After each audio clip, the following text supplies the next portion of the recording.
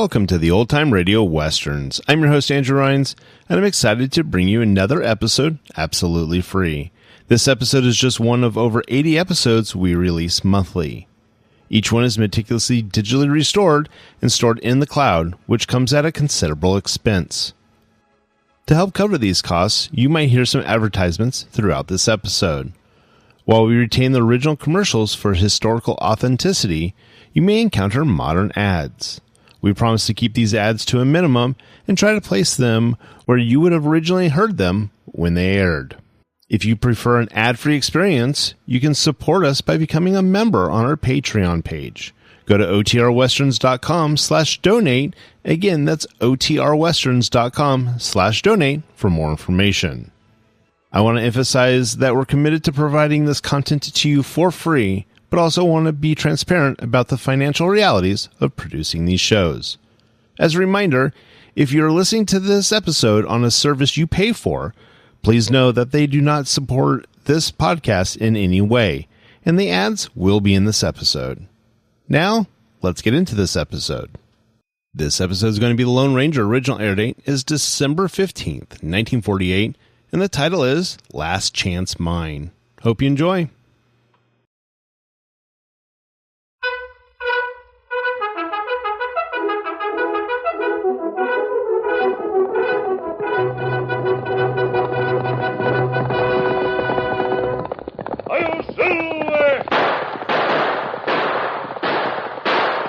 Fiery horse with the speed of light, a cloud of dust, and a hearty Hi-Yo Silver, the Lone Ranger.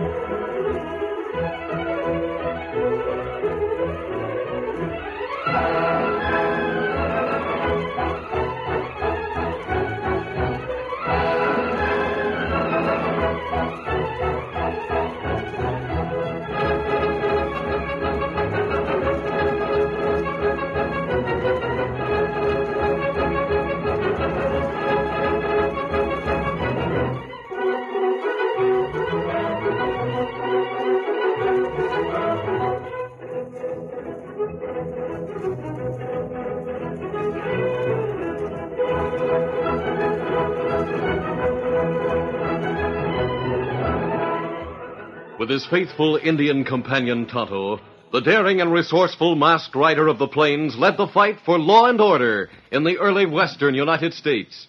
Nowhere in the pages of history can one find a greater champion of justice. Return with us now to those thrilling days of yesteryear. From out of the past come the thundering hoofbeats of the great horse Silver. The Lone Ranger rides again. Come on, Silver.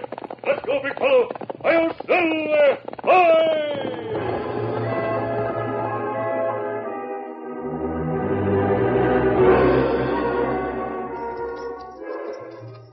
The Lone Ranger and Tonto were in their saddles guiding Scout and Silver through a dense stand of timber on the side of Cold Spring Mountain. In the distance, they could hear the rush of water. That not sound like water in stream. It isn't, Tonto. It's a flume. Oh. Just beyond the trees, we'll see the old stamping mill and the flume that Jim Wallace built when he was operating his gold mine. Well, me here a last chance mine. For a time, Jim did well with his mine. But his luck ran out. Wait, Kimasabi. What is it, Tonto? Someone come this way. Me catch sound of hoofbeat. Wait, let's see who's coming. Trees are so dense, can't see more than a few yards ahead. Horse come close now. We see him in a minute. Yes. There come fella. Hey, who are you? Mask, get around here. Come on, you. Just a minute. Get up there. Oh, what matter with him? Him acts scared. Yeah, that's too bad, Tonto. Guess he saw my mask and thought he was going to be robbed. Took me for an outlaw. I'm getting used to that, but I don't like it.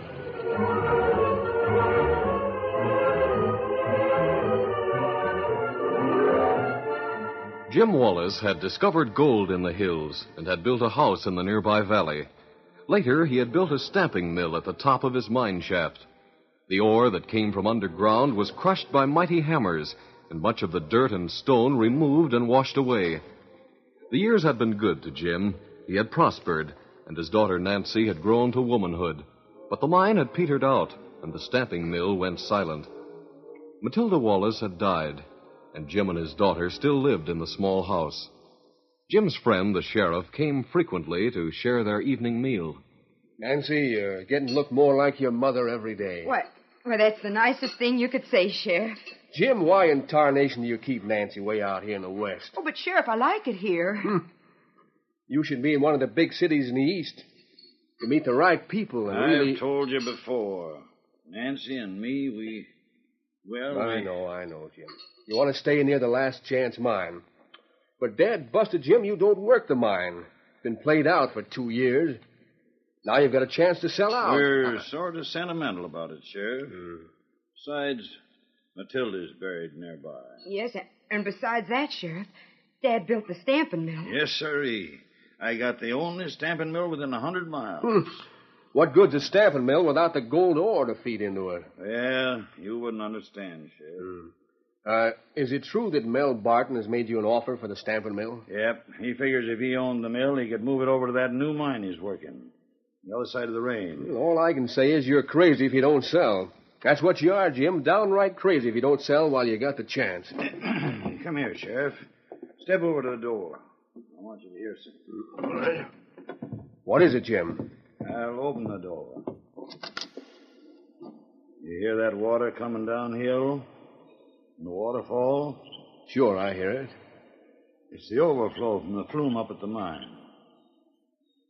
I sit here at night and listen to that.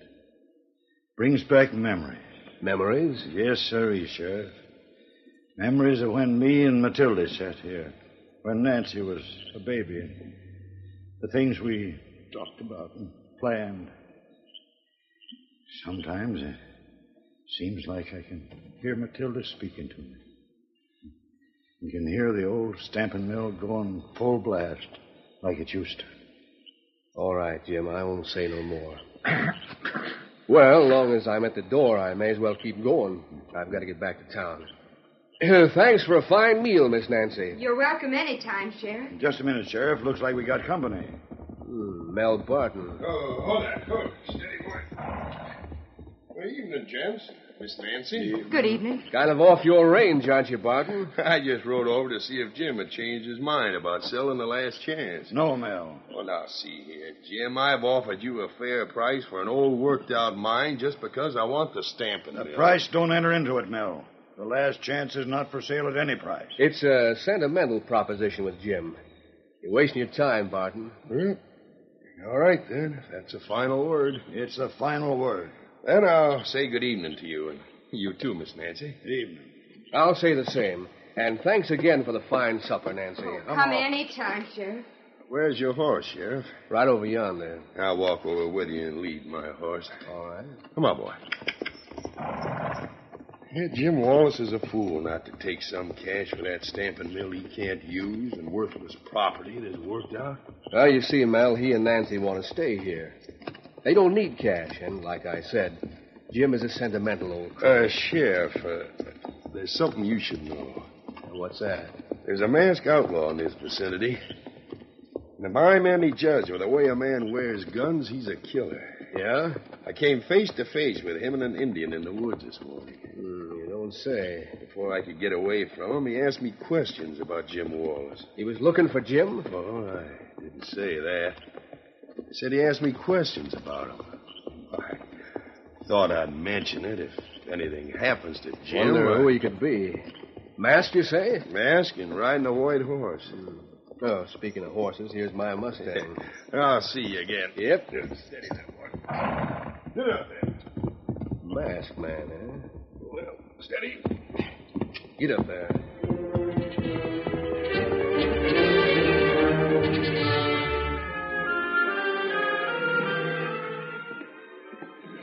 Nancy, I'm going to sit in my rocking chair here on the porch for a spell. All right, Dad.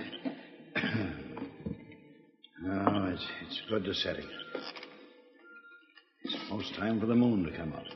Tonight it'll be full. I like to sit here and look at the hill off yonder in the moonlight and listen to that water. Sort of takes me back a good many years. Yep. Takes me back to the days when Matilda used to sit here beside me. Nancy heard the faraway tone in her father's voice and knew that he wanted to be alone with his memories. She opened the door softly and went into the house. In half an hour, the moon appeared as a silver circle over the hill. It was a night like this when Matilda walked up that hill with me for the last time. Yep. A night just like this. Same moon, same smell of spring in here. I haven't been up there since. I'm going to try it. I'll tell Nancy I'm going so she won't worry. The trail to the Last Chance mine was steep, and climbing with legs that were no longer young forced Jim to stop many times to rest. Finally, he could see the mine. He stopped, and his heart swelled with pride. This was his, the last chance, and no one would ever take it from him. The roar of the Plume's waterfall was almost deafening, but suddenly he detected another sound. A sound he could hardly believe. Wait, here's a stamping mill, running wide open. He ran as fast as he could to the doorway of the mill. It's you, thief. That's what you are. I never thought that you... Oh.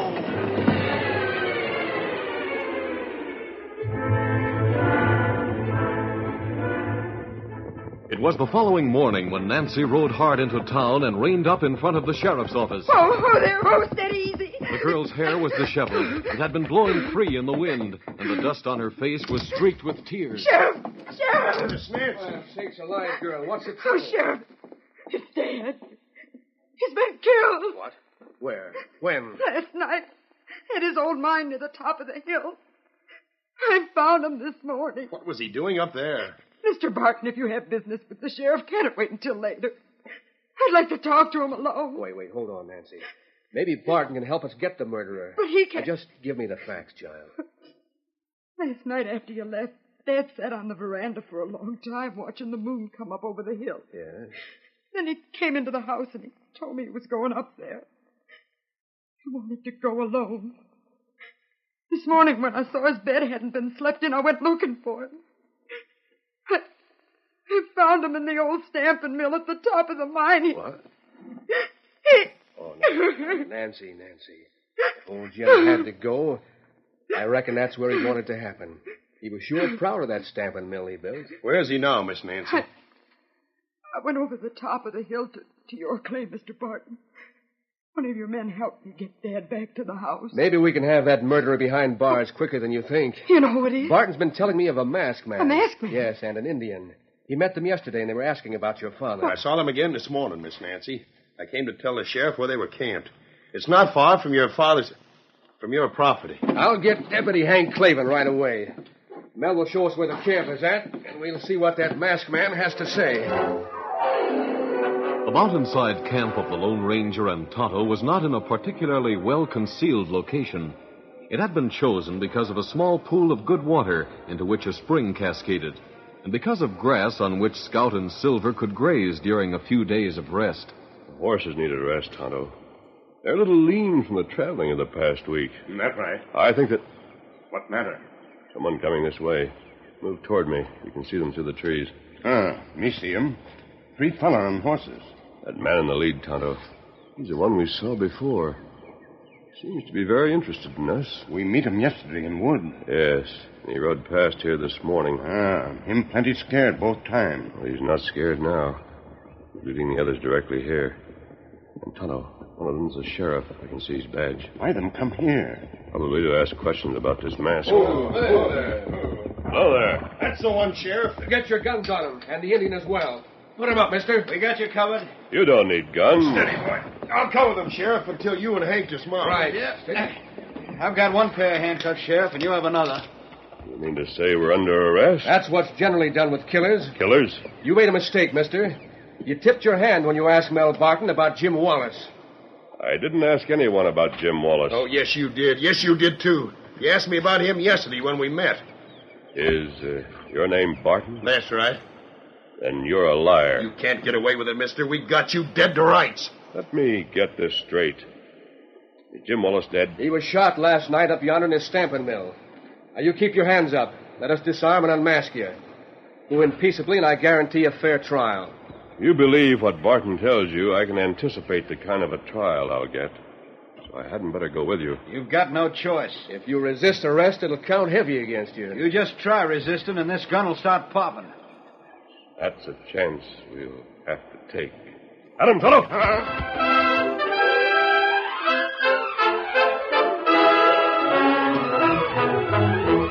The curtain falls on the first act of our Lone Ranger story.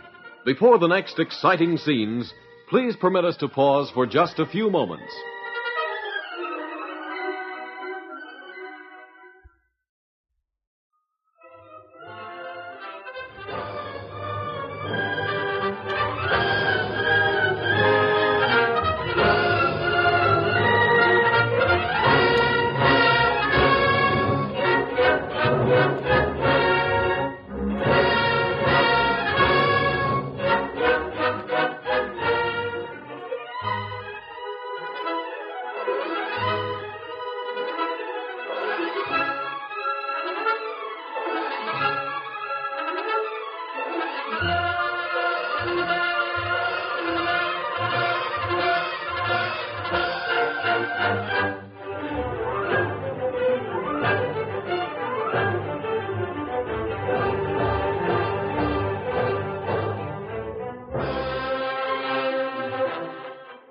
Now, to continue our story. The sheriff, his deputy, and Mel Barton held guns on the Lone Ranger and Tonto. The masked man realized that capture would mean unmasking and jail to await a trial for murder. He decided that there would be less danger in a sudden attack.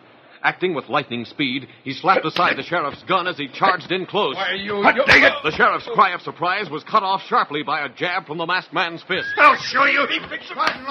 Tonto's hard fist cracked against Barton's jaw. Hank leaped to the side so he could shoot without striking one of his companions. But the Lone Ranger had looked for such a move. He pushed the unconscious sheriff at the deputy. Here comes the sheriff. Hey, both men fell to the ground. I'll take that gun. Wait, let me go. You can't... Sorry, deputy. Now, listen, mister. Wait, don't hit me. You can't hit a man that's down. I'm not going to hit you. Just going to toss this gun aside so you won't hurt someone. There. I'll use these handcuffs to hook you to your boss. By the time you get a key out and unlock them, we'll be away from here. How about the other one, Tonto? Me knock Barton out. Then bring the horses. He got him. I'm telling you, this is just as good as a confession. The sheriff and me will find you no matter how far you travel. Drag the sheriff over to that pool of water. Splash his face, and I think he'll recover in a few minutes. And when he comes to, give him this silver bullet. Silver bullet? It may mean nothing to him. On the other hand, it may convince him that I'm not a killer. Count, silver ready, Kimasabi. All right, Tonto, hit the saddle. We're going to find out about the death of Jim Wallace. Easy, big fella. Easy, Count, easy, fella. Come on, Silver. Up, Count.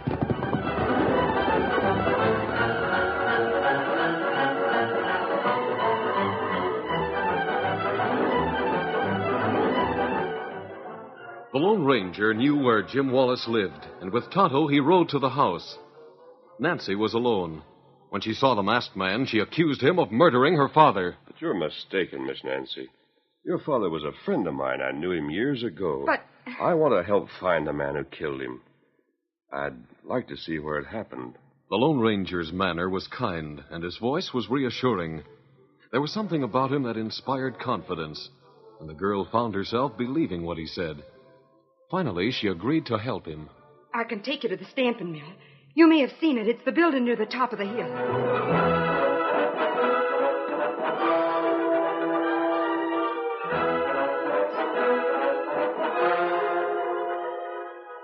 It was nearly sunset when the girl opened a creaking door in the old building.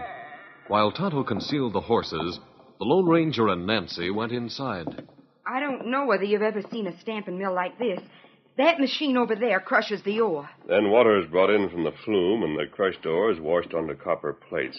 Yes, How long is it since your father used this machinery? 2 years. That's the reason everything's so rusty. Oh, but these crushers on the stamping machine aren't rusted. In fact, they might have been used as recently as yesterday. One has been using the machinery. But why, and who could it be? Your father thought this mine had run out. It's possible that someone found a new vein. What? It'd be almost impossible to take out tons of ore without being discovered. But by crushing and washing the ore, a great deal of gold could be removed. And secretly. Perhaps that's why Dad was killed. Maybe he caught the thieves in the act. You leave horses in good place, Kimasabi. All right, Tonto, all right. Miss Nancy, we're going down into the mine and see if it shows signs of recent operations. There's the shaft right there, but... This bucket is used to bring out the ore. The bucket is operated by the hoist, but the hoist needs steam. Our weight will carry the bucket down. You can control it by the winch over there. Yes, but I'll have to have a fire in the boiler to get steam pressure to bring you up again. I think we can climb the rope if necessary. We may find another way out. Maybe we need lanterns down below. There are lanterns on the wall. All right, good enough. Is there oil in the lanterns? Yes. You wait here, Nancy. I'm sure you'll be all right. Anyone is stealing gold, I think they're working after dark. I don't expect anyone would dare come here in daylight. I'm not afraid. Take one of the lanterns, Tonto. We'll light it when we get below. Now, Tonto, get into that big bucket. Move over a little. Nancy, you go over there and stand by the winch so you can let the bucket down. Where shall I stop it? There are 3 levels. Which was the newest when the mine was closed? The lowest. Let us down there. I'll wait for your signal. All right, let's go.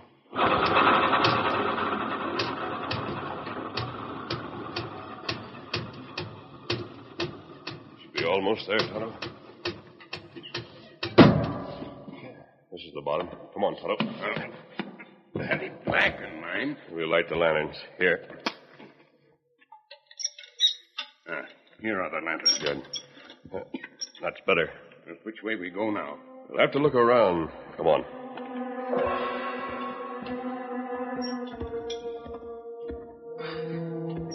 The Lone Ranger and Tonto spent the next hour walking through a labyrinth of underground passages. Their sense of direction became distorted, and they weren't surprised to find they had completed a circle in the deserted mine and were almost back to the base of the main shaft. Suddenly, as they came around a sharp corner... Tonto, look. This is the evidence we've been searching for. See the side of this drift? It's all freshly mined. Me see it. This must be where the thieves have been working. Tonto, we're on the track of something.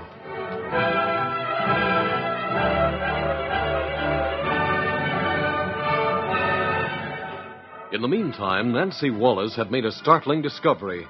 She was waiting impatiently for the return of the masked man and Tonto when the sheriff came into the building with Mel Barton at his side. Go on, Barton. We'll look around here and see if we... Why, Miss Nancy. Sheriff!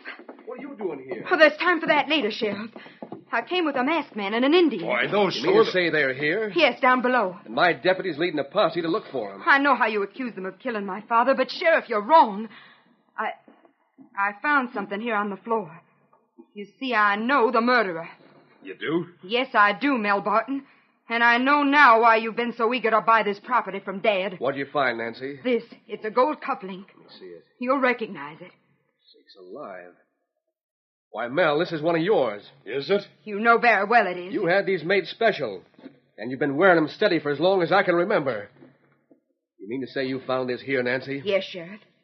Well, Barton, looks like you've been tapping the Last Chance mine. Last night, when you found out you couldn't buy it, you figured that sooner or later you might kill old man Jim. So you told me about the masked man. You thought he could take the blame. Then when Jim came up here, you found him. You shot him. That's good reasoning, Sheriff. You're under arrest, Barton. Guess again. Sheriff, look out the doorway! Let him have it, Ed. Oh, that's it. Now, you, Nancy, stand over there and don't make any fast moves. I just came over to get a fire started in the boiler. I saw you here with the sheriff. I figured I'd better stand by the door and see what was going on. Glad you did. Sheriff, are you badly hurt? No, I guess not, Nancy. Got me in the shoulder. Keep the girl and the sheriff covered, Ed. I'll find some rope. We'll tie these two for the time being. Why not let me finish him off? We've got to work things out, Ed. Hank the deputy is already half convinced that the masked man is the one who killed Jim Wallace. We'll set this up so there'll be no doubt about it. He'll be blamed for killing this girl, and the sheriff as well. And we'll be a couple of heroes, because we'll be the ones who got the masked man and his Indian pal. Yeah, I savvy, but how are you going to work it? Leave that to me. Nancy, how did that masked man get down below? Do you think I'd tell you anything that would help you? I know a way to make her talk. Come here.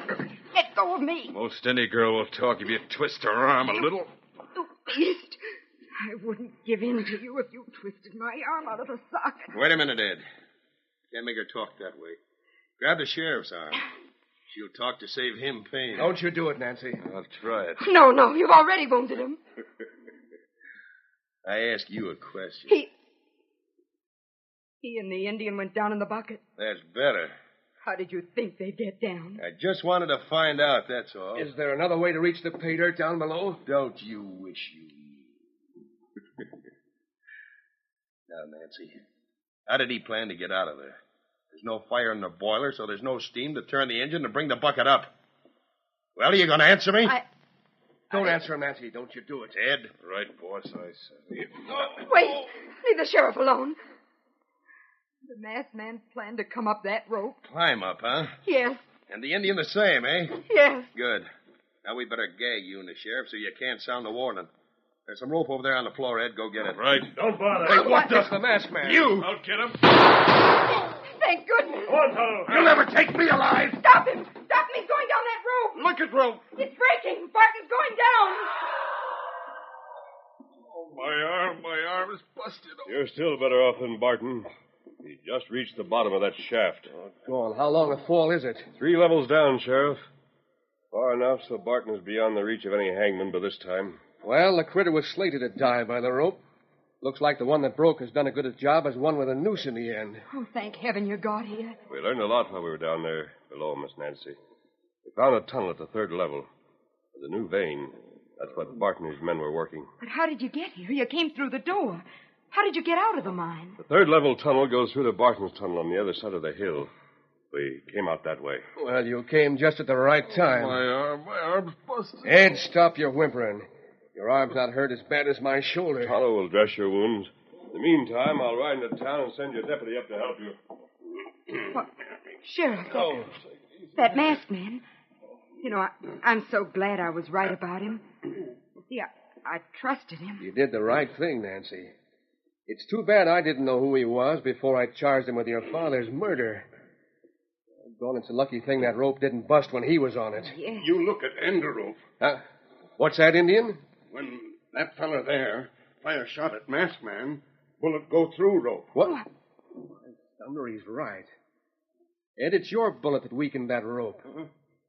Well, looks like fate sort of had a hand in keeping Barton from making his escape. Yes. Sheriff, I wonder who that masked man is. Perhaps his friend will tell us. I can tell you, Nancy. He left a silver bullet with my deputy. He's the Lone Ranger.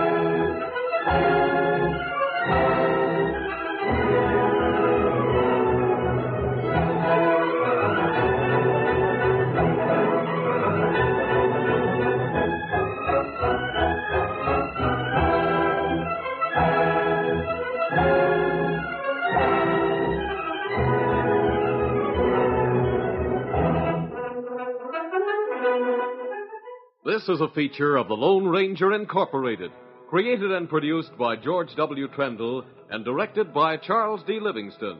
Tonight's story was written by Fran Stryker. The part of the Lone Ranger is played by Brace Beamer.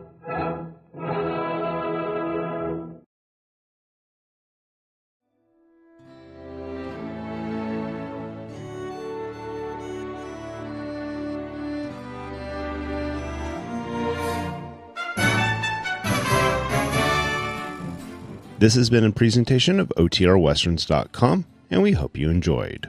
Please take some time to like and rate our shows in your favorite podcast application. Follow us on Facebook by going to OTRWesterns.com/Facebook. Subscribe to our YouTube channel by going to OTRWesterns.com/YouTube. And send us an email, podcast@OTRWesterns.com. You can call and leave us a voicemail, 707-986-8739. This episode is copyright under the Attribution Non-Commercial Share-alike copyright. For more information, go to OTRWesterns.com/copyright. Have a great day, and thanks for listening.